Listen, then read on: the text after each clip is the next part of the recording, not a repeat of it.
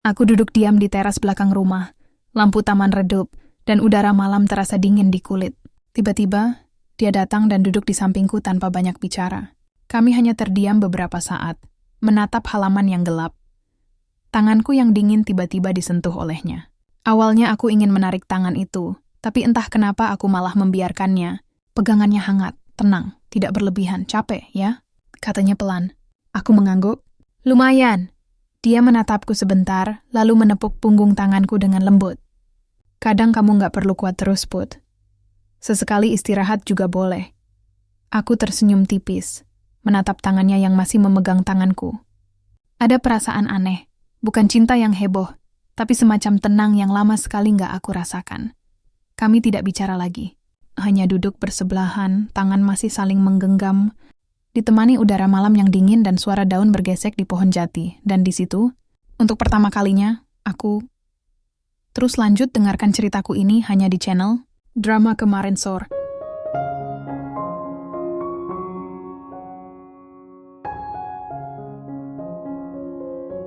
Namaku Putri Anggraini.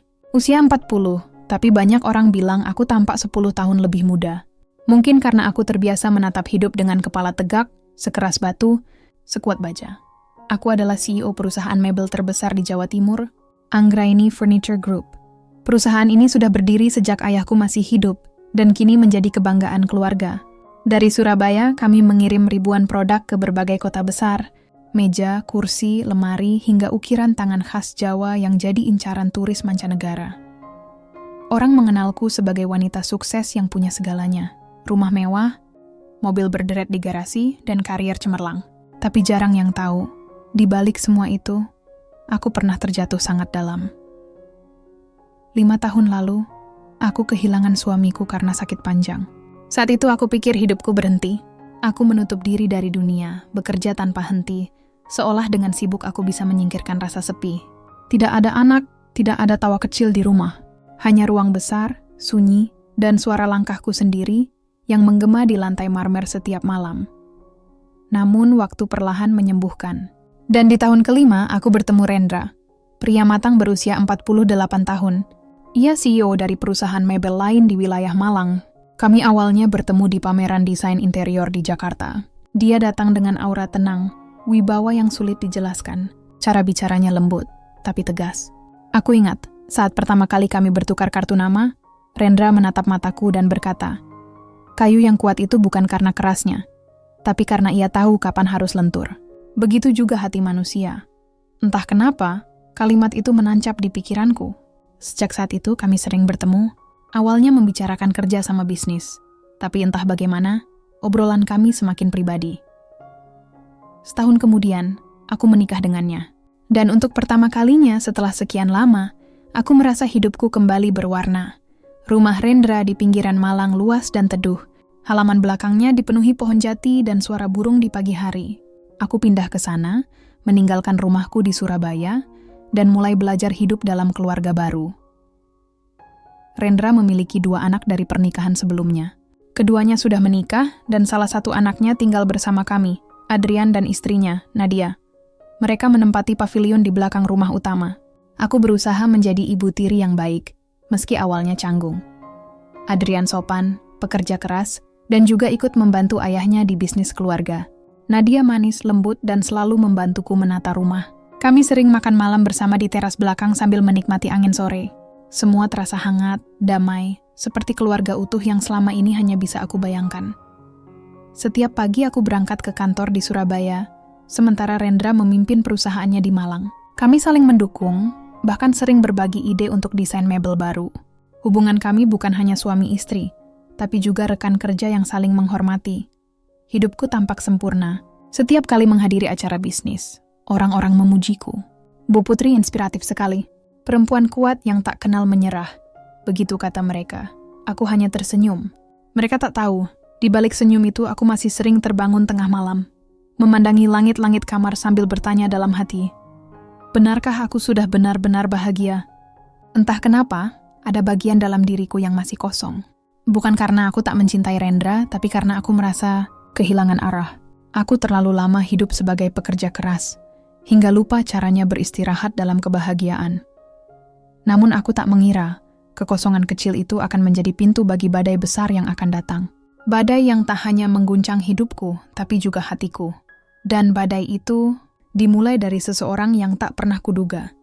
Seseorang yang tinggal di rumah yang sama. Pagi itu udara di Malang terasa segar sekali. Aku menatap taman belakang rumah sambil menyeruput kopi hitam.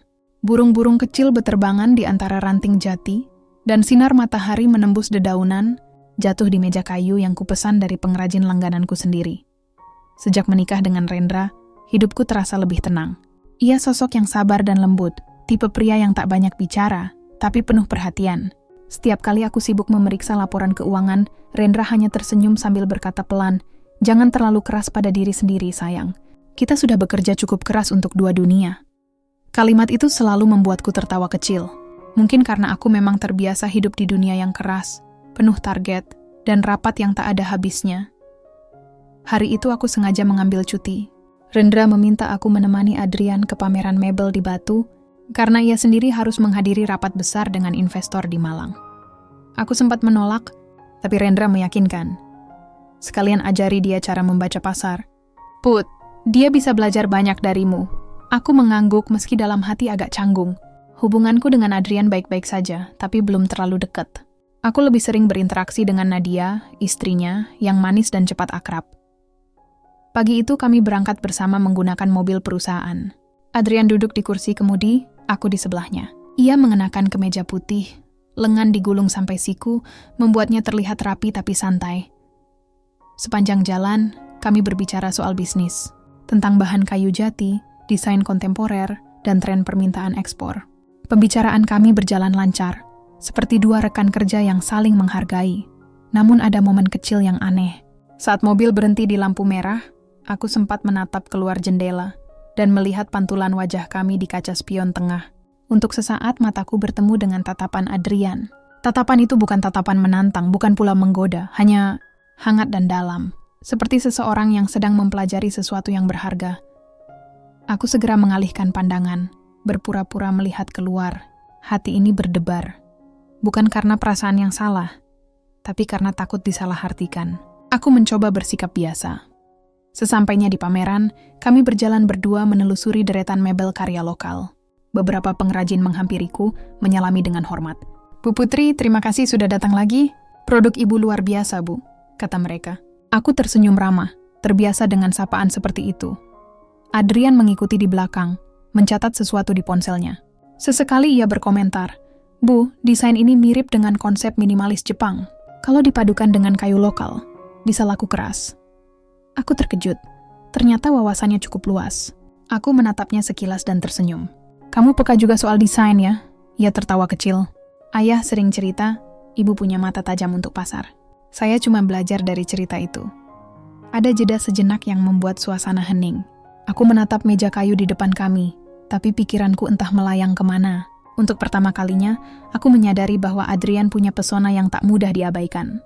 Ia bukan hanya anak muda yang sopan, tapi juga cerdas dan penuh semangat. Namun sebelum pikiranku melangkah terlalu jauh, Nadia menelepon, menanyakan jam pulang kami. Suara lembut Nadia di telepon membuatku tersadar kembali. Aku segera mengalihkan perasaan aneh itu dengan senyum tipis. Sore hari, hujan turun deras. Kami terjebak di rest area, menunggu Reda sambil menikmati teh hangat. Aku duduk di bangku panjang dari rotan, sementara Adrian berdiri di dekat jendela. Suasana hening, hanya suara hujan dan detak jam di dinding. Tiba-tiba Adrian menoleh dan berkata pelan, "Ibu terlihat lelah. Sejak ayah menikah lagi, saya jarang melihat beliau setenang sekarang." "Saya rasa itu karena ibu." Aku terdiam. Kata-katanya sederhana, tapi menembus jauh ke dalam. Aku hanya menjawab pelan, "Terima kasih, Adrian. Aku juga beruntung menjadi bagian dari keluarga ini." Kami saling tersenyum. Senyum yang hangat, tapi membuat dadaku bergetar tanpa alasan jelas. Beberapa detik kemudian, ponselku berdering. Rendra mengirim pesan singkat, "Hati-hati di jalan. Cuaca buruk. Pulanglah kalau sudah reda." Aku membalas singkat dan menutup layar ponsel. Namun entah kenapa, selama perjalanan pulang, kata-kata Adrian dan tatapan di rest area tadi terus terngiang-engiang. Di rumah, Rendra menyambut dengan pelukan hangat. Aku berusaha menenangkan hati. Tersenyum seolah semuanya baik-baik saja. Tapi malam itu, Saat aku berbaring di tempat tidur, aku menyadari sesuatu yang membuatku gelisah. Bukan karena salah satu dari kami berbuat sesuatu yang tidak pantas, melainkan karena aku mulai takut pada perasaan yang bahkan belum sempat tumbuh.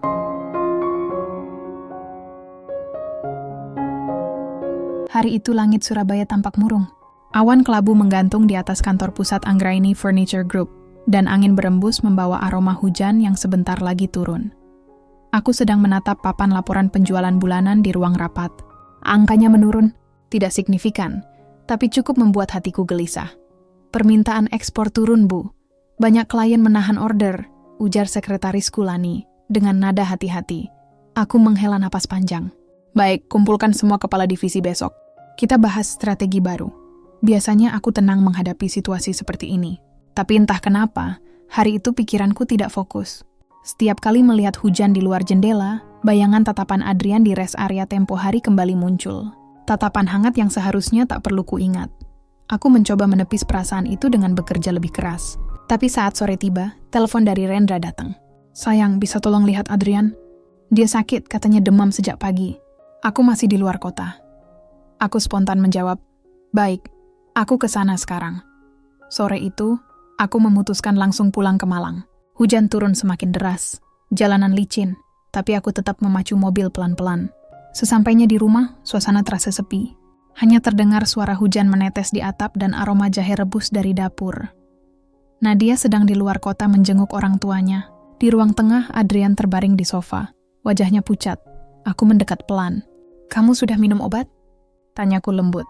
Adrian membuka mata perlahan. Belum, Bu. Saya kira nanti saja. Aku menatapnya dengan rasa khawatir. Jangan menunda. Badanmu panas sekali. Tanpa banyak bicara, aku menyiapkan air hangat dan mengambil obat dari laci. Ia duduk perlahan, dan aku menyodorkan segelas air. Jadi kami sempat bersentuhan sebentar. Hanya sebentar, tapi cukup membuat jantungku berdetak cepat tanpa alasan. Aku berusaha tetap tenang. Minum. Setelah itu istirahat ya. Adrian menatapku, tersenyum tipis. Terima kasih Bu Putri, Ibu seperti ibu saya sendiri. Aku membalas senyum itu, tapi dalam hati terasa sesak. Bukan karena ucapannya salah, justru karena kalimat itu seolah mengingatkanku pada batas yang tak boleh kulewati. Malam makin larut. Aku menyiapkan bubur di dapur, tapi tanganku sempat gemetar saat menuangkan ke mangkuk. Aku sadar, perasaan yang berusaha kutolak kini mulai tumbuh tanpa izin. Saat kubawa bubur itu ke ruang tengah, Adrian sudah tertidur. Aku menatapnya sejenak, wajah muda yang polos, teduh tanpa beban. Lalu aku segera membalikkan badan dan menutup pintu perlahan. Keesokan harinya, badai pertama datang. Pagi-pagi, telepon dari kantor membuatku terkejut. Seorang klien besar dari Jepang membatalkan kontrak tanpa pemberitahuan. Nilainya mencapai miliaran rupiah. Aku terdiam. Tanganku dingin. Dalam dunia bisnis, hal seperti ini bisa berarti kehancuran besar. Sepanjang hari aku bolak-balik antara Malang dan Surabaya, mengatur tim dan menenangkan investor. Rendra mencoba membantu lewat telepon, tapi aku tahu dia sibuk dengan perusahaannya sendiri. Aku lelah. Begitu malam tiba, aku duduk di ruang tamu rumah kami, menatap hujan yang belum juga reda, pikiran tentang kontrak yang gagal, laporan rugi, dan masa depan perusahaan menyesakkan dada. Lalu tiba-tiba, suara langkah mendekat. Adrian muncul dari arah tangga, mengenakan sweater abu-abu. Ibu belum tidur?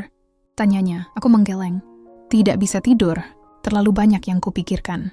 Ia duduk di kursi seberangku. Tentang bisnis? Aku mengangguk. Ya, sepertinya semua kerja kerasku mulai goyah. Adrian menatapku penuh empati. Ibu kuat. Ayah sering bilang, kalau ibu jatuh, dunia ikut gemetar. Aku tertawa pelan. Ayahmu berlebihan. Tapi aku percaya, jawabnya mantap. Ada jeda hening.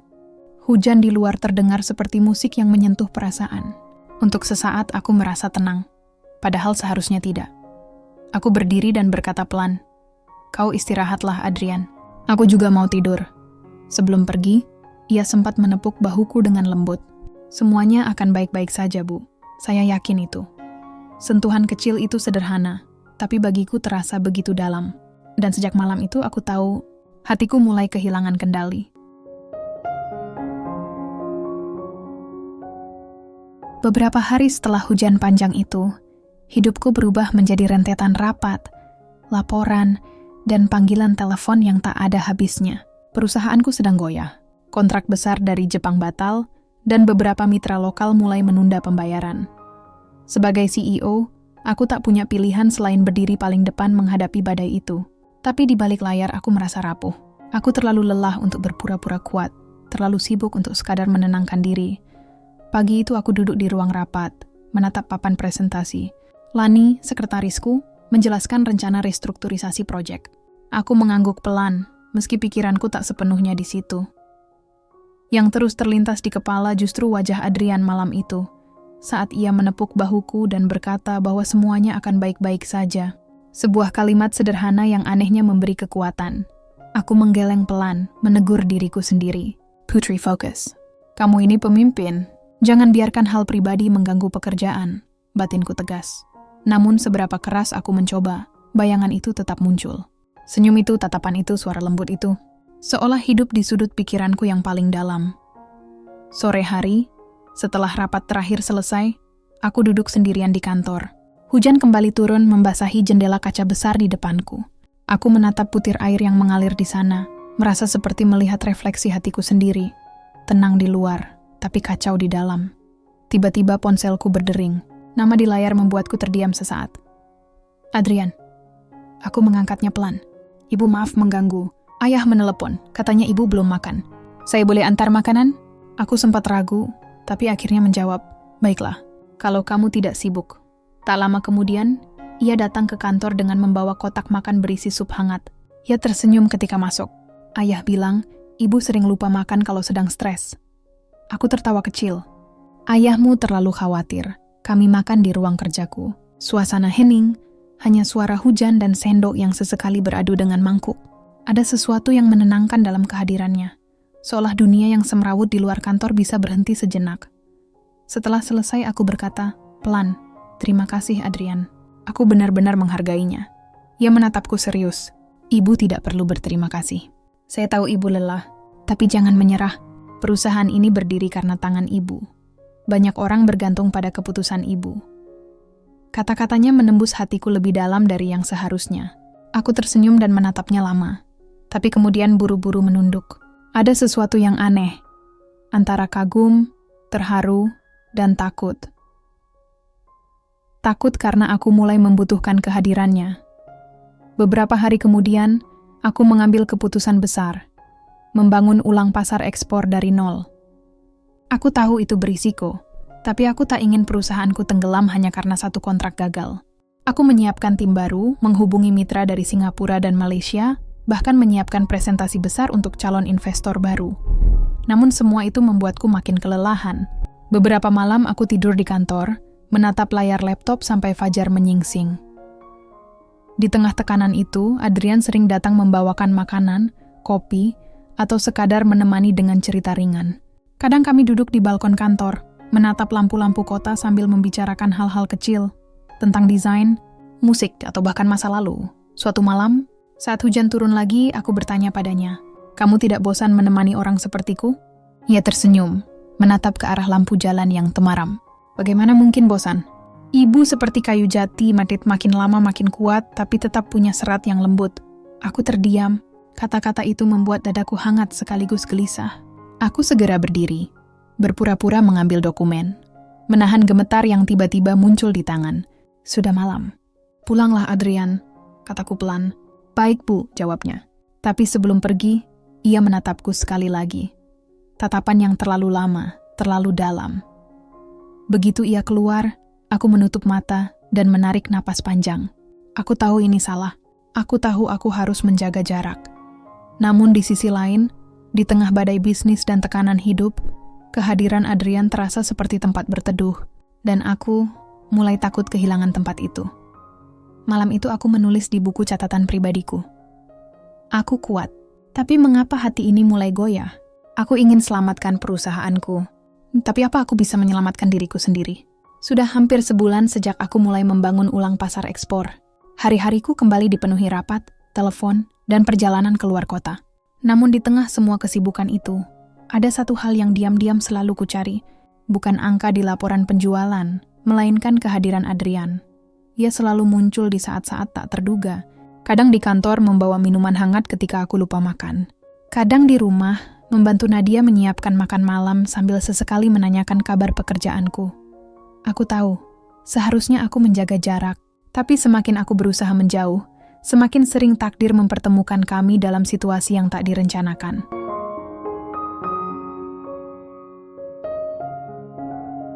Suatu sore, Rendra mengajakku menghadiri acara keluarga di Surabaya. Namun pagi itu ia mendadak mendapat panggilan bisnis penting di Jakarta. Ia menatapku sambil menggenggam tanganku lembut. Sayang, aku tak bisa menemanimu ke acara itu. Tapi Adrian dan Nadia bisa menggantikan ya. Aku mengangguk tanpa berpikir panjang.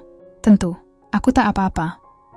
Dan benar, sore itu aku berangkat ke Surabaya bersama Adrian dan Nadia. Kami duduk bertiga di mobil, membicarakan hal-hal ringan sepanjang jalan. Tapi sejak awal perjalanan, aku bisa merasakan sesuatu yang berbeda dari cara Nadia menatap kami. Tatapan datar, diam, tapi penuh makna. Setelah acara usai, hujan turun deras. Kami memutuskan mampir ke kafe dekat hotel untuk menunggu reda. Kafe itu hangat, dengan aroma kopi dan kayu manis yang memenuhi udara. Aku duduk di pojok, menatap hujan di luar jendela. Adrian duduk di sebelahku, sementara Nadia ke kasir memesan minuman. Entah kenapa, suasana di antara kami terasa canggung. Tak ada yang bicara, hanya suara rintik hujan di luar yang mengisi keheningan. Kemudian, tanpa sadar, tanganku menyentuh gelas yang ternyata terlalu panas. Aduh, seruku pelan. Adrian refleks meraih tanganku, meniup jari-jariku pelan sambil berkata, "Hati-hati, Bu. Jangan terburu-buru. Gerakannya spontan, tulus. Tapi cukup membuat waktu serasa berhenti." Kami berdua saling diam, sama-sama menyadari ada yang berlebihan dalam kedekatan itu. Dan di saat yang sama, aku melihat Nadia berdiri di dekat meja kasir. Ia memandangi kami dengan ekspresi yang sulit diterjemahkan. Antara terkejut, bingung, dan tidak percaya. Aku langsung menarik tanganku perlahan. "Sudah cukup, Adrian. Aku tidak apa-apa," kataku pelan, mencoba tersenyum. Nadia datang membawa 3 cangkir minuman, duduk tanpa bicara. Perjalanan pulang setelah itu terasa panjang dan sunyi. Tidak ada obrolan ringan, hanya suara mesin mobil dan hujan di luar. Beberapa hari kemudian, Rendra pulang dari Jakarta. Aku menyambutnya seperti biasa, berusaha menutupi kegelisahan yang kupendam. Namun malam itu, saat makan malam, Nadia tiba-tiba berbicara dengan nada hati-hati. "Ayah, aku ingin bicara sesuatu. Mungkin sebaiknya nanti saja setelah makan." Nada suaranya membuatku menegakkan tubuh. Rendra menatapnya heran. "Ada apa, Nak?" Nadia menatapku sekilas lalu menunduk. "Aku cuma merasa, akhir-akhir ini hubungan antara ibu dan Adrian terlalu dekat. Orang rumah bahkan mulai membicarakan, karena sering melihat mereka bersama di kantor maupun di rumah." Seketika ruang makan menjadi hening. Sendok di tanganku berhenti di udara. Aku menatap Rendra. Ia tampak terkejut, namun berusaha menenangkan situasi. "Nadia, ibu dan Adrian sering bekerja sama. Tidak ada yang aneh dari itu," ucapnya lembut. Namun dari sorot matanya, aku tahu ia menyimpan tanda tanya. Dan di saat itu juga, rasa bersalah menelusup ke dalam hatiku. Setelah makan malam, aku mendekati Nadia di teras belakang. Aku mencoba menatapnya dengan tulus. "Nadia, aku tahu mungkin kau salah paham. Tapi percayalah, aku tak bermaksud menimbulkan kesan buruk." Nadia tersenyum. Tapi senyum itu kaku. "Aku percaya, Bu. Hanya saja, terkadang niat baik bisa disalahartikan oleh orang lain." Aku terdiam. Kata-kata itu terasa seperti peringatan halus. Dan malam itu, untuk pertama kalinya aku benar-benar takut. Bukan karena Rendra marah, tapi karena rahasia kecil di hatiku mulai terlihat oleh orang lain. Malam semakin larut. Aku berdiri di balkon, menatap lampu kota dari kejauhan. Dalam hati aku bergumam. Aku hanya ingin menjaga semuanya tetap baik. Tapi mengapa rasanya semuanya mulai lepas dari kendali? Aku tahu, sejak hari itu, hidupku tak akan tenang lagi.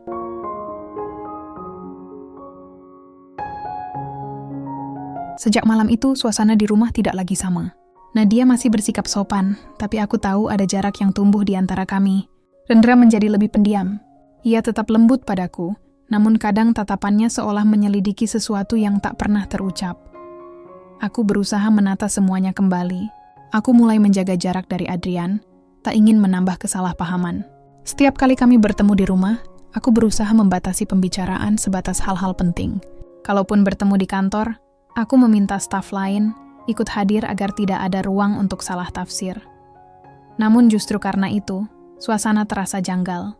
Adrian seperti kehilangan semangat. Ia jarang tersenyum, sering menunduk saat berbicara denganku, dan lebih banyak diam. Suatu pagi, ketika aku hendak ke kantor, ia memanggil pelan di halaman. "Ibu, apakah saya melakukan sesuatu yang salah?" Aku menatapnya sesaat. "Tidak, Adrian. Aku hanya ingin kamu fokus pada pekerjaanmu. Itu saja." Ia tersenyum kecil, tapi matanya terlihat kecewa. "Baik, Bu. Saya mengerti. Namun aku tahu kata-kataku meninggalkan luka. Dan entah kenapa, luka itu juga terasa di hatiku sendiri. Di kantor, masalah terus berdatangan. Proposal kerjasama dengan investor Singapura ditolak. Desain terbaru tidak diterima pasar. Karyawan mulai khawatir, dan rumor tentang kondisi keuangan perusahaan menyebar cepat. Aku berusaha tegar. Rendra sempat menawariku bantuan modal dari perusahaannya, tapi aku menolak dengan halus. "Aku bisa mengatasinya sendiri," kataku. "Ini perusahaan yang kubangun dengan keringatku. Aku tak mau orang bilang aku hidup dari bantuan suami." Rendra hanya mengangguk pelan. "Aku tahu kamu kuat, Putri. Tapi bahkan kayu terkuat pun bisa retak kalau terlalu lama menahan beban." Kata-katanya menancap di benakku sepanjang hari. Aku mulai bertanya pada diri sendiri. Apa sebenarnya yang kucari dalam hidup ini? Apakah kejayaan perusahaan? Apakah kehormatan sebagai wanita sukses ataukah sesuatu yang lebih hangat, yang kini justru membuatku kehilangan keseimbangan? Suatu sore, aku sedang menandatangani dokumen di ruang kerja. Hujan turun deras di luar jendela, seperti biasa. Aku mendengar ketukan pelan di pintu. Adrian berdiri di sana, basah kuyup karena baru pulang dari gudang produksi. "Ibu, saya ingin menyerahkan laporan stok bahan baku." Aku mengambil berkas itu, lalu berkata singkat, "Terima kasih. Kau bisa pulang, nanti saja besok bahasannya." Namun ia tidak langsung pergi. Ia berdiri diam beberapa detik, lalu berkata pelan, "Saya tidak bermaksud menyinggung ibu waktu itu. Saya hanya ingin membantu. Saya tahu ibu sedang berjuang sendirian." Aku menatap wajahnya.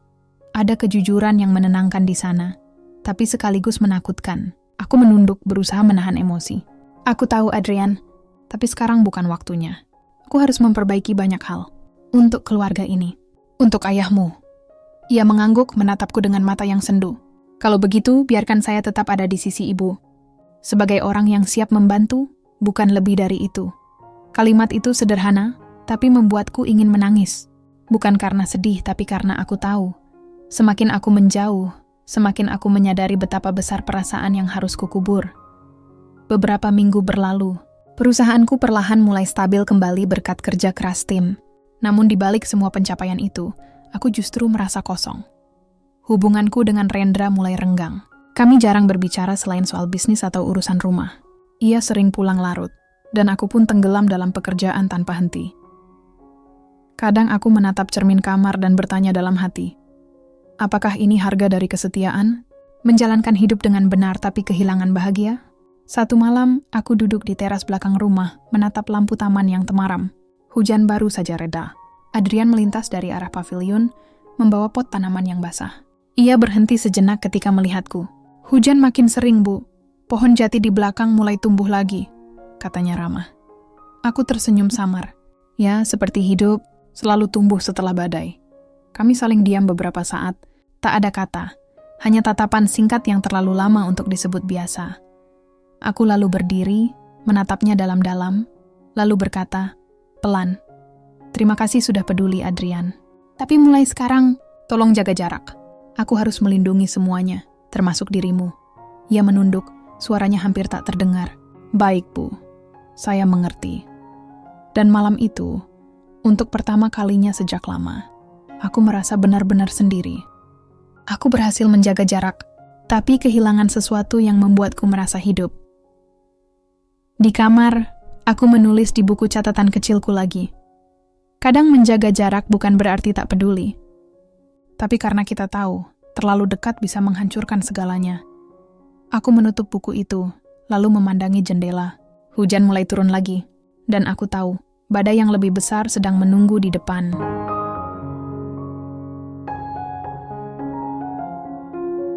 Sudah 3 bulan sejak aku memutuskan menjaga jarak dari Adrian. Rumah terasa tenang, atau setidaknya, aku berusaha meyakinkan diriku bahwa ketenangan itu nyata. Rendra sibuk dengan ekspansi perusahaannya di Bali. Nadia juga semakin jarang terlihat karena mulai membantu bisnis online milik saudaranya. Dan aku kembali sepenuhnya tenggelam dalam pekerjaanku. Namun di balik kesibukan itu, aku merasakan sesuatu yang tak beres. Beberapa laporan keuangan tidak seimbang. Pembelian bahan baku dari pabrik cabang Gresik melonjak tanpa alasan jelas. Aku memanggil tim audit internal, dan hasilnya membuatku tertegun. Ada penyelewengan dana ratusan juta rupiah dari proyek pengiriman ekspor. Dan yang lebih mengejutkan, nama yang tercantum dalam transaksi itu adalah Adrian. Aku memandangi laporan itu berulang kali. Rasanya mustahil. Adrian selama ini jujur, disiplin, dan sangat berdedikasi. Aku memutuskan tidak langsung menuduh. Sebagai pemimpin, aku tahu bahwa keputusan yang diambil karena emosi hanya akan memperburuk keadaan. Malam itu, aku duduk di ruang kerja sendirian. Lampu temaram menemani kegelisahanku. Hujan turun deras lagi-lagi, seolah langit ikut gelisah bersamaku. Rendra menelpon dari luar kota. "Sayang, kamu baik-baik saja. Aku dengar perusahaanmu sedang diaudit lagi." Aku menjawab lirih, "Iya, cuma masalah kecil. Akan segera beres."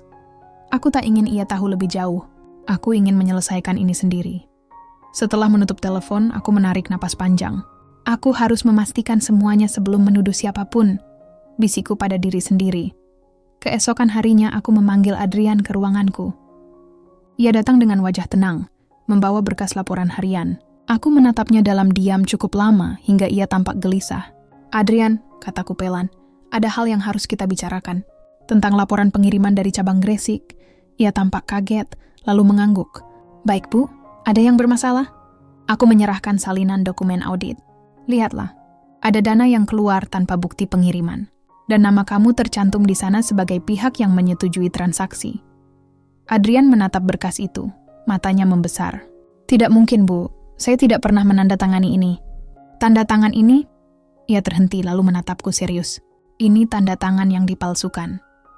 Aku memandangi wajahnya, berusaha mencari kejujuran di balik tatapan itu. Dan, anehnya, aku ingin percaya. Tapi di sisi lain, aku juga takut. Takut perasaanku mengaburkan logika.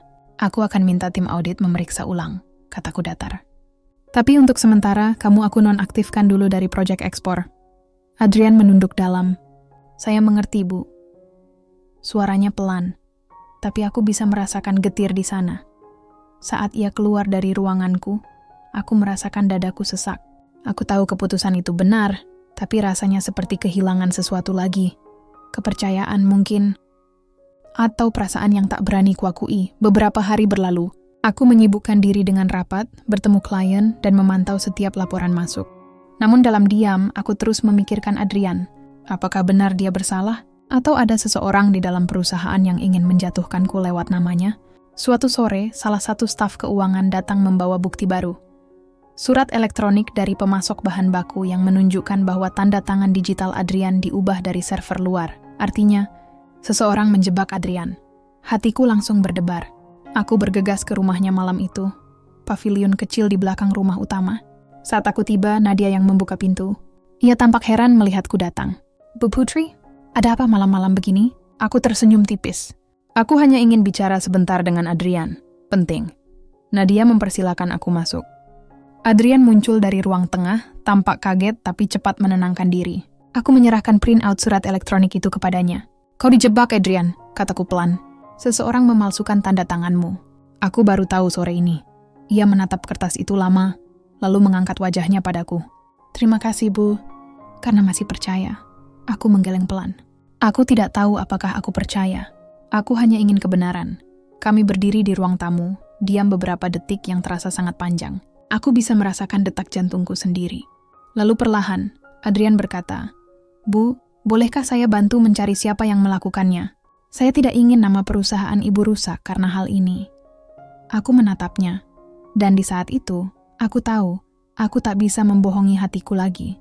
Ada rasa takut kehilangan, bukan hanya karena urusan bisnis, tapi karena aku peduli padanya lebih dari yang seharusnya. Aku menunduk, menenangkan diri, lalu menjawab, "Baiklah, tapi lakukan semuanya secara profesional. Dan jangan buat masalah ini keluar dari lingkungan kantor." Adrian mengangguk mantap. "Saya janji." Aku melangkah pergi malam itu dengan langkah berat. Angin dingin menyentuh wajahku, tapi hatiku terasa lebih hangat. Bukan karena lega, Tapi karena tahu badai ini belum selesai, dan aku juga tahu badai berikutnya akan datang dari arah yang sama sekali tak kuduga.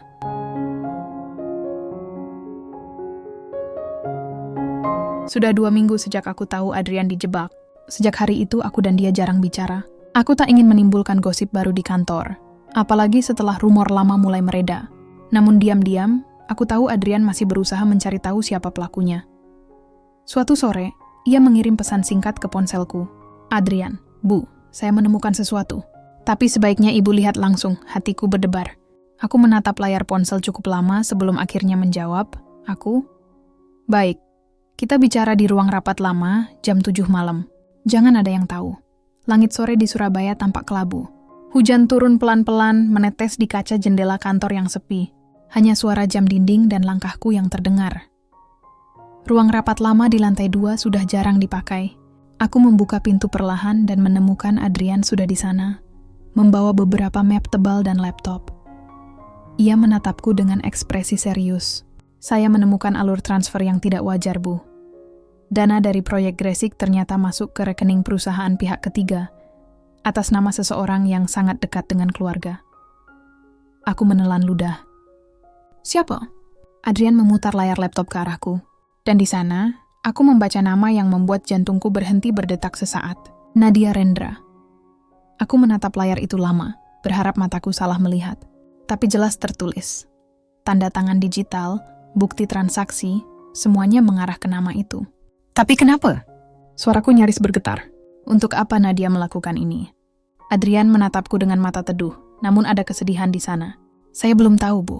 Tapi satu hal pasti, dia bekerja sama dengan seseorang dari dalam perusahaan.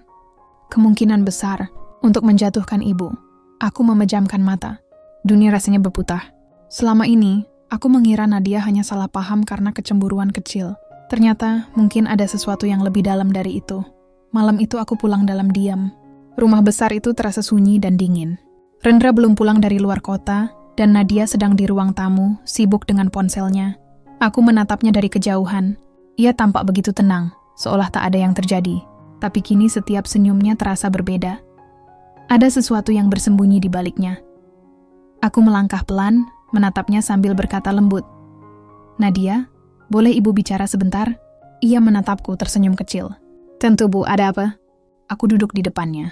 "Akhir-akhir ini aku mendengar banyak hal tentang proyek Gresik. Aku tahu kamu mungkin tak terlibat langsung, tapi apakah ada sesuatu yang perlu Ibu ketahui?" Ia menatapku lama. Senyum di wajahnya perlahan memudar. "Bu Putri," katanya pelan, "kadang manusia melakukan sesuatu bukan karena ingin jahat, tapi karena ingin bertahan." Aku mengernyit. "Maksudmu?" Ia berdiri perlahan, lalu berkata dengan suara yang sangat tenang. Terlalu tenang. "Dan saya hanya ingin hidup saya dan suami saya lebih baik.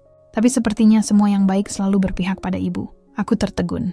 Ada luka dalam nada suaranya, tapi juga rasa iri yang tajam. "Kau iri padaku?" tanyaku perlahan. Ia tersenyum getir. "Siapa yang tidak, Bu? Ibu Kanti kayak dipuja. Sementara saya hanya menantu yang dianggap numpang hidup." Aku menatapnya dengan mata berkaca. "Aku tak pernah menganggapmu begitu, Nadia." "Tapi Adrian selalu membicarakan Ibu," potongnya cepat. Setiap kali pulang dari kantor, ia selalu menyebut nama Ibu. Tentang kerja keras Ibu, tentang cara Ibu memimpin. Lama-lama saya sadar, dia mengagumi Ibu, bahkan mungkin lebih dari sekadar rasa hormat. Dunia seolah berhenti berputar. Aku tak mampu berkata-kata. Nadia menatapku dalam, dengan air mata yang mulai menetes. "Saya tidak tahan lagi, Bu. Saya ingin pergi dari rumah ini. Tapi di belum ada saya ingin Ibu tahu. Saya hanya mengambil apa yang saya pikir menjadi hak saya. Saya hanya ingin hidup mandiri, tidak bergantung pada siapapun." Ia berjalan melewati aku tanpa menoleh lagi. Langkahnya perlahan menghilang ke arah kamarnya. Aku duduk terpaku. Kata-kata itu menancap di dadaku seperti belati tumpul. Aku tak tahu harus marah atau iba. Karena dalam satu sisi, aku tahu Nadia tidak sepenuhnya salah. Dia terluka, tapi luka itu juga lahir dari perasaan yang sama dengan yang aku sembunyikan. Rasa cinta yang tak seharusnya ada. Malam itu aku berdiri di balkon, menatap langit Surabaya yang masih gelap. Aku berbisik pada diri sendiri. Cinta, kalau tidak dijaga, bisa menjadi racun yang merusak segalanya. Dan mungkin racun itu sudah mulai menyebar, Aku tahu setelah malam ini tak akan ada lagi kedamaian. Kebenaran baru saja terbuka, dan itu hanya awal dari badai yang lebih besar.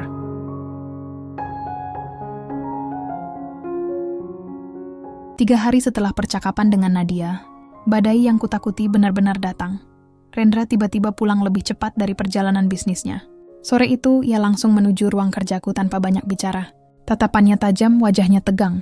"Putri," katanya tanpa basa-basi, "aku baru menerima laporan keuangan gabungan dari auditor eksternal.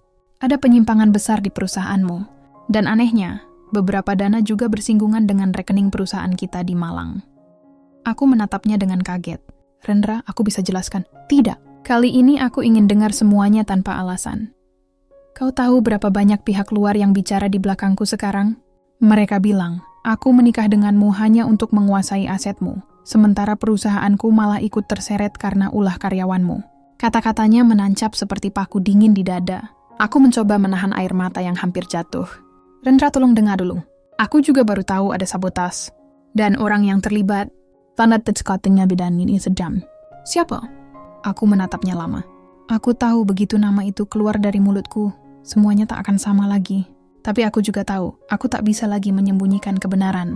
"Nadia," Rendra mematung. Matanya membesar lalu wajahnya berubah muram. "Kau yakin?" "Itu tuduhan berat, Putri. Sangat berat."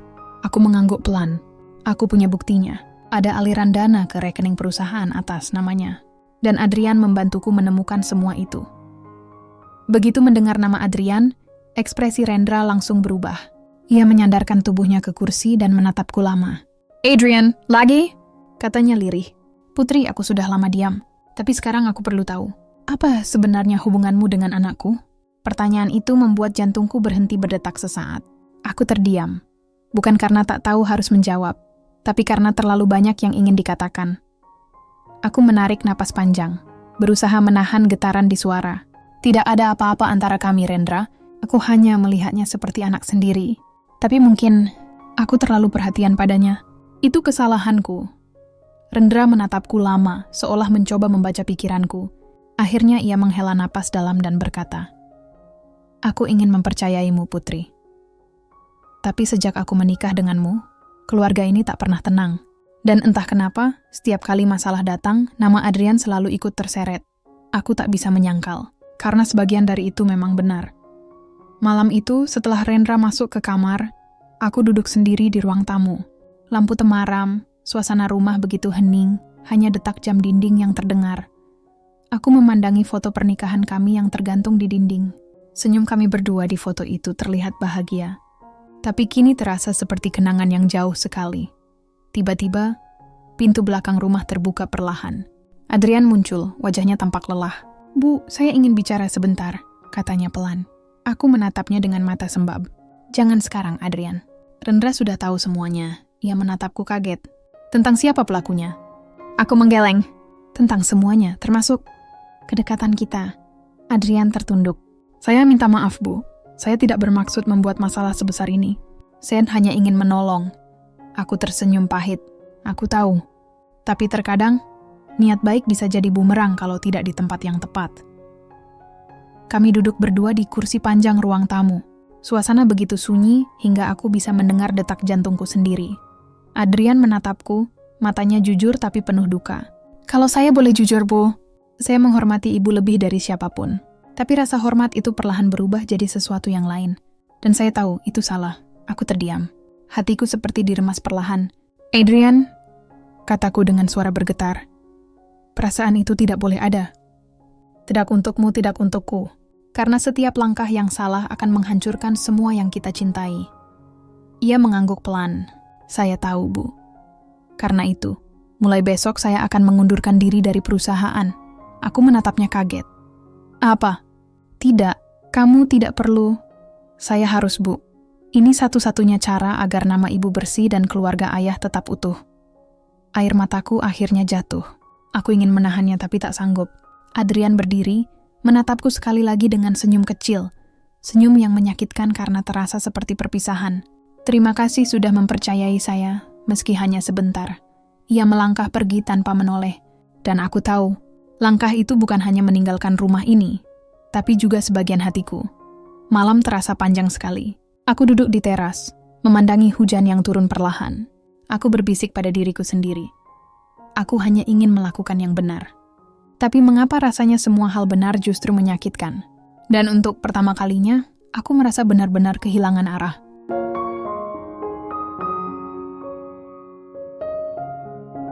Sejak malam itu, rumahku seperti kehilangan cahaya. Adrian pergi tanpa pesan. Tak satu pun karyawan tahu kemana dia menghilang. Hanya satu surat pengunduran diri yang ditinggalkan di meja resepsionis. Sederhana, tanpa tanda tangan lengkap, tapi cukup untuk membuatku terdiam lama.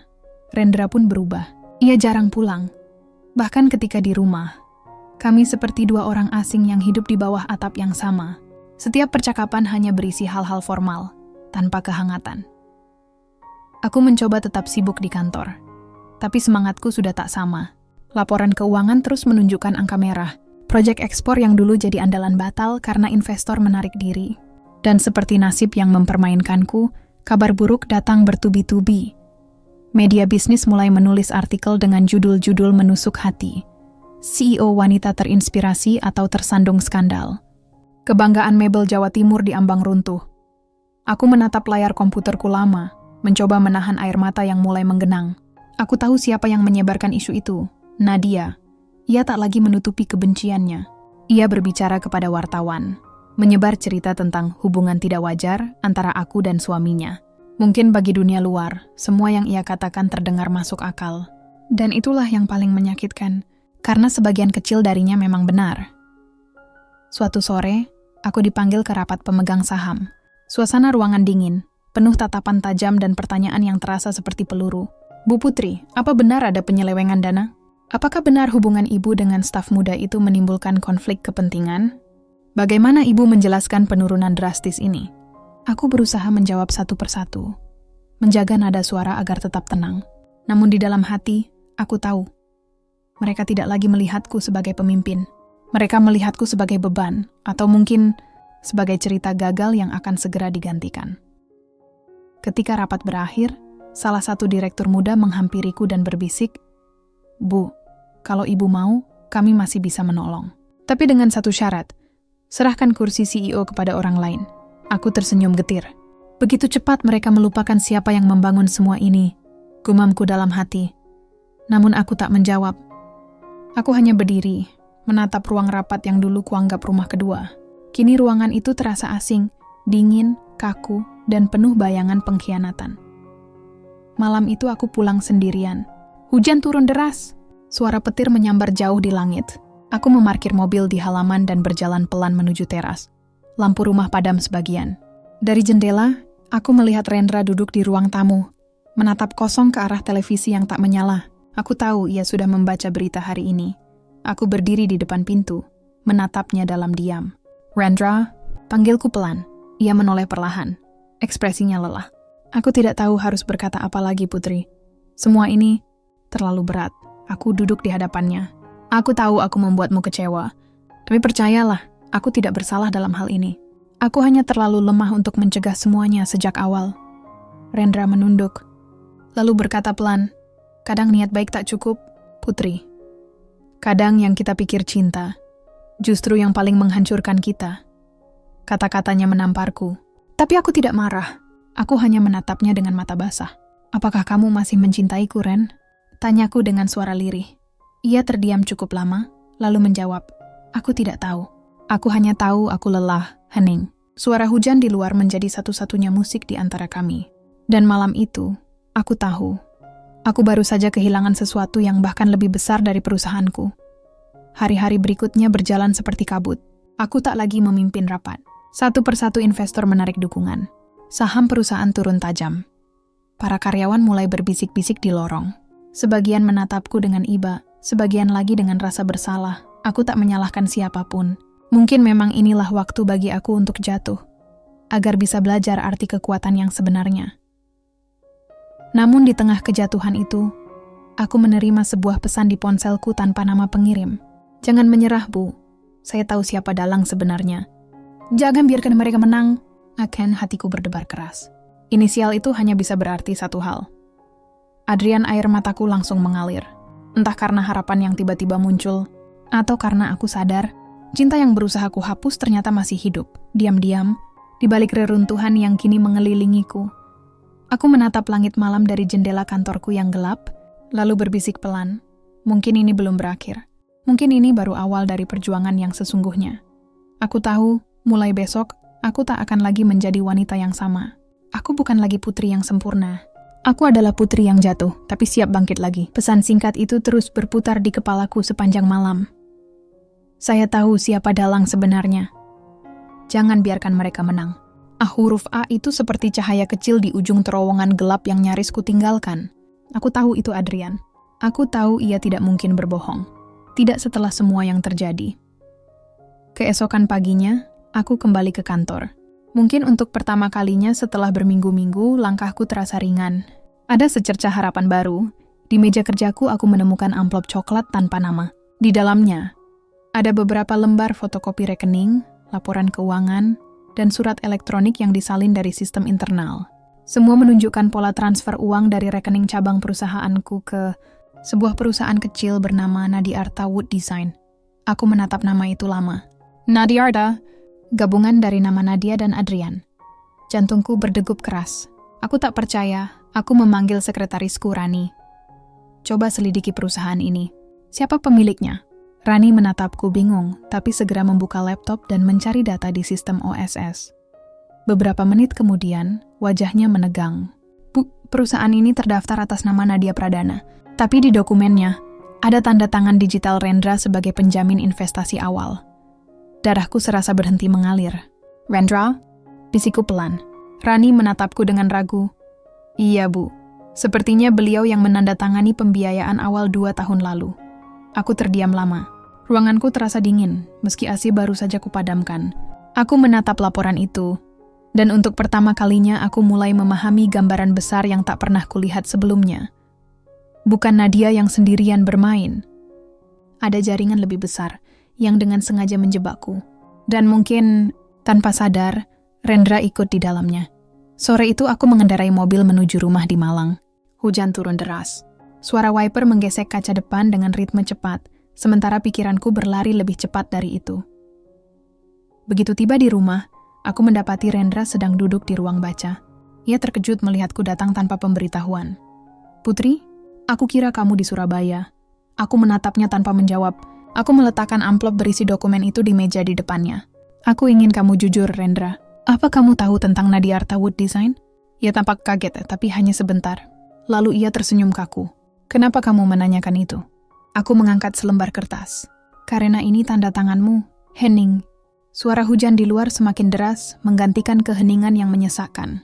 Aku tidak tahu kalau mereka akan sejauh itu, katanya akhirnya, pelan.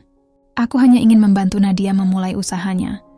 Dia anak yang keras kepala, dan aku ingin memberinya kesempatan. Aku tidak tahu kalau dia akan menyelewengkan dana perusahaanmu. Aku menatapnya tak percaya. Rendra, kamu tahu perusahaan kita berantakan karena aliran dana itu? Kamu tahu reputasiku hancur karena semua orang mengira aku yang melakukannya. Ia menunduk. Aku tahu. Tapi aku pikir, kamu cukup kuat untuk menanganinya. Aku menarik napas panjang, mencoba menahan amarah dan kecewa yang menyesak dada. Jadi selama ini, semua ini hanya tentang siapa yang paling kuat. Tentang siapa yang bisa bertahan di antara kita. Rendra tidak menjawab. Ia hanya menatapku lama, lalu berkata pelan. Aku tidak pernah bermaksud menjatuhkanmu, Putri. Tapi mungkin, aku terlalu takut kehilangan kendali. Aku menatapnya, dan untuk pertama kalinya, aku melihat pria yang dulu kucintai bukan sebagai suamiku, tapi sebagai pesaing bisnis yang menyamarkan ambisinya di balik kata cinta. Malam itu aku duduk di kamar sendirian. Pesan dari Adrian kembali muncul di ponselku. Saya punya data lengkapnya, Bu. Termasuk rekening rahasia atas nama Nadia dan ayah saya. Kalau Ibu siap, saya akan bantu bersaksi. Tanganku gemetar membaca kalimat itu. Aku tahu apa artinya. Adrian siap melawan ayahnya sendiri, demi menegakkan kebenaran. Aku menatap layar ponsel lama, sebelum akhirnya membalas. Adrian, jangan lakukan apapun dulu. Biarkan aku yang hadapi mereka. Aku ingin menyelesaikan ini dengan caraku. Keesokan paginya, aku datang ke rapat luar biasa Dewan Direksi. Di sana sudah duduk para pemegang saham utama, termasuk perwakilan hukum perusahaan Rendra. Semua menatapku seolah menunggu pengakuan terakhir. Aku berdiri tegak, menatap satu persatu wajah yang pernah percaya padaku. Saya, Putri Anggraini, bertanggung jawab atas kekacauan yang terjadi di perusahaan ini. Tapi saya juga ingin kalian tahu bahwa saya bukan penjahat dalam cerita ini. Aku meletakkan dokumen di meja. Inilah bukti transfer dana fiktif yang dilakukan oleh perusahaan cabang atas arahan pihak luar. Pihak itu adalah Nadiarta Wood Design, milik Nadia Pradana, dengan jaminan awal dari Rendra Satya. Ruangan mendadak riuh. Beberapa orang berdiri, sebagian lain menatapku dengan tatapan tak percaya. Aku menatap mereka dengan mata basah namun tenang. Selama ini aku berusaha mempertahankan cinta dan nama baik sekaligus. Tapi hari ini aku belajar, cinta tanpa kejujuran hanyalah beban. Aku menutup berkas di hadapan mereka dan berkata dengan suara mantap, "Aku tidak akan mundur. Aku akan bersih-bersih nama baikku sendiri, dengan atau tanpa dukungan siapapun." Dan untuk pertama kalinya dalam hidupku, aku merasa kuat. Bukan karena aku mencintai seseorang, tapi karena aku akhirnya mencintai diriku sendiri.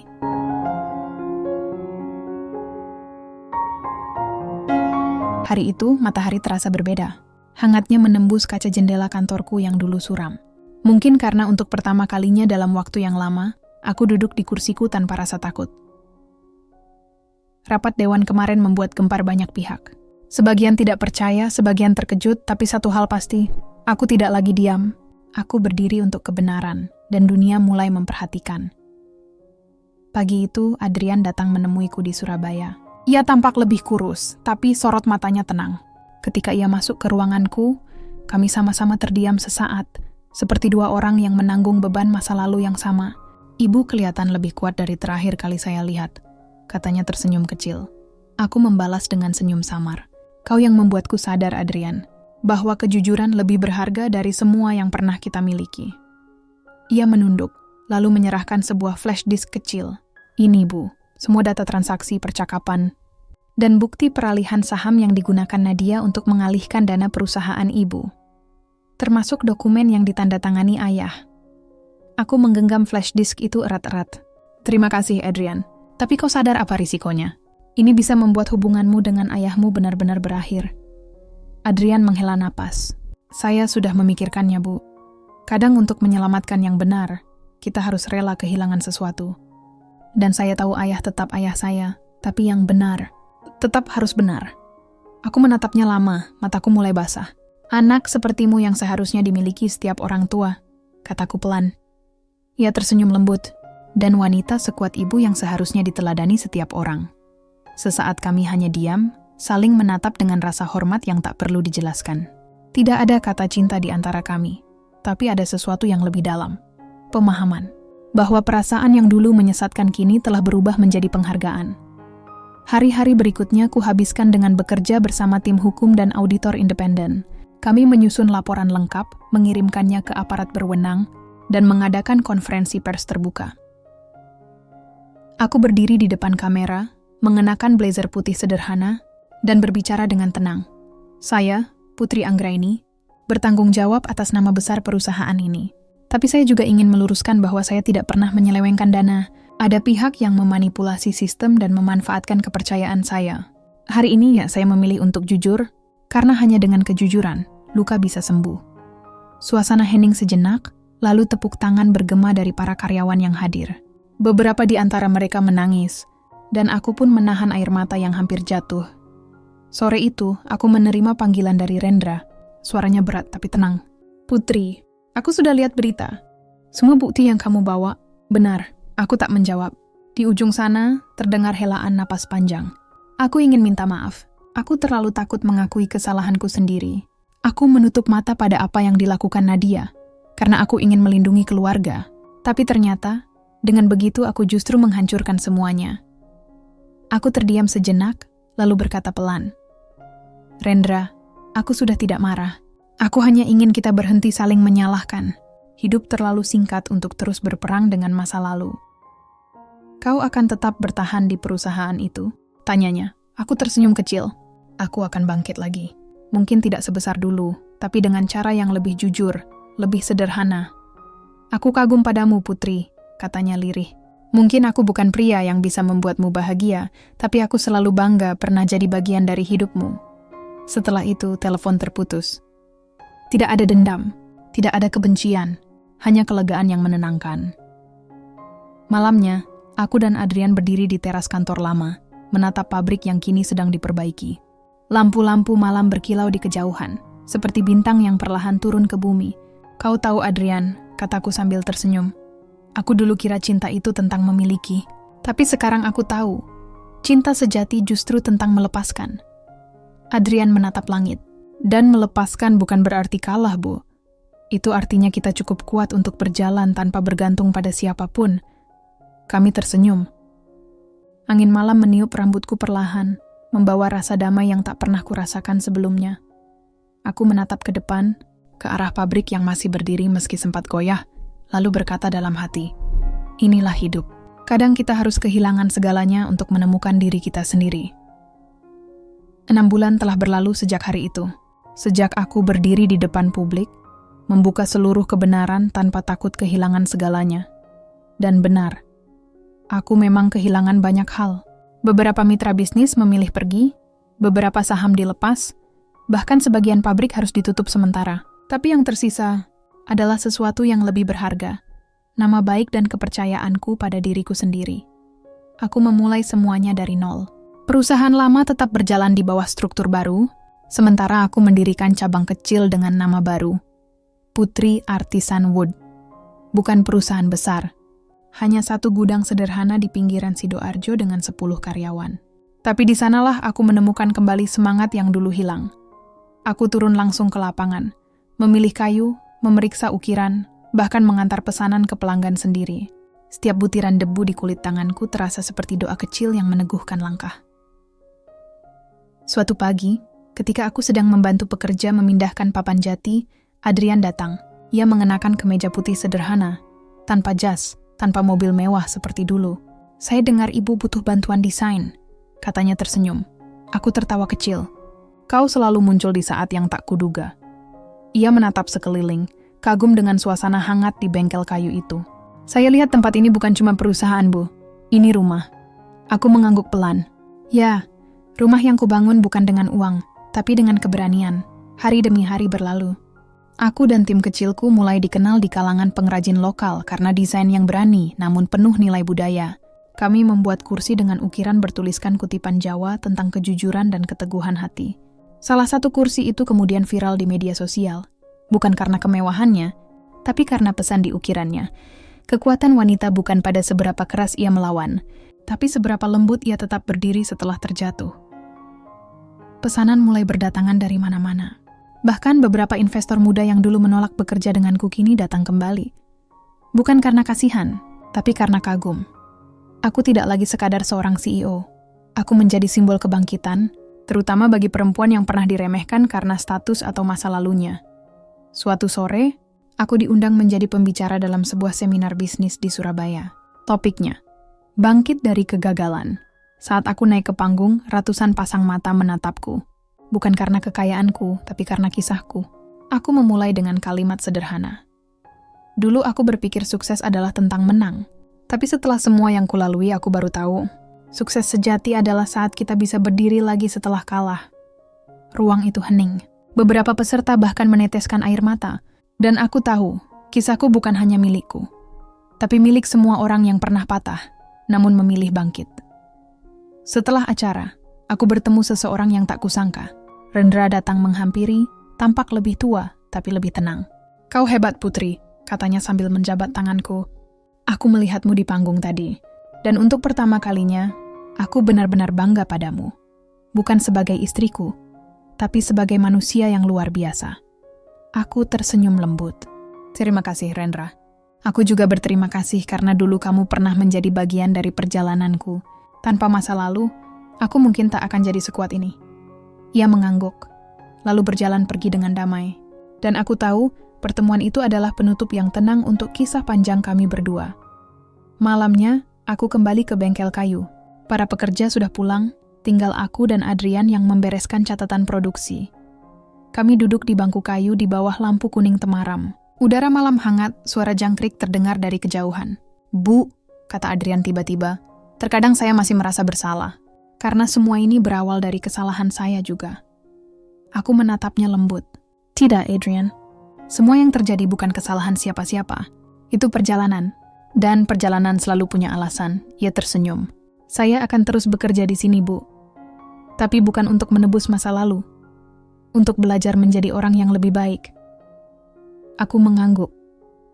Itu keputusan terbaik yang pernah kau buat. Kami tidak bicara lagi setelah itu. Hanya duduk bersama dalam diam, menikmati suara malam. Bukan sebagai dua hati yang saling mencari, tapi sebagai dua jiwa yang akhirnya berdamai. Pagi berikutnya, aku menatap bengkelku yang mulai ramai lagi. Suara palu, aroma kayu, tawa para pekerja, semuanya seperti musik kehidupan yang baru. Aku tersenyum sambil berkata dalam hati, aku jatuh bukan untuk menyerah, tapi untuk belajar terbang dengan cara yang berbeda. Dan kali ini, aku tahu, aku benar-benar bahagia.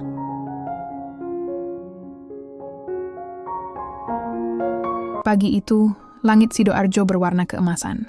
Embun menempel di daun jati di halaman bengkelku yang kini semakin ramai. Anak-anak muda sibuk mengukir. Para ibu menyiapkan teh hangat untuk para pekerja, dan suara tawa memenuhi udara. Aku berdiri di depan bengkel, memandangi tulisan di papan kayu di atas pintu. Putri Artisan Wood, mebel dengan hati. Ada rasa hangat mengalir di dada. Dulu aku memimpin ratusan orang, menghadiri rapat di gedung tinggi, memakai jas mahal, dan mengendarai mobil mewah. Sekarang aku hanya berdiri di depan bengkel kecil dengan pakaian sederhana. Tapi entah mengapa, kali ini aku merasa jauh lebih kaya.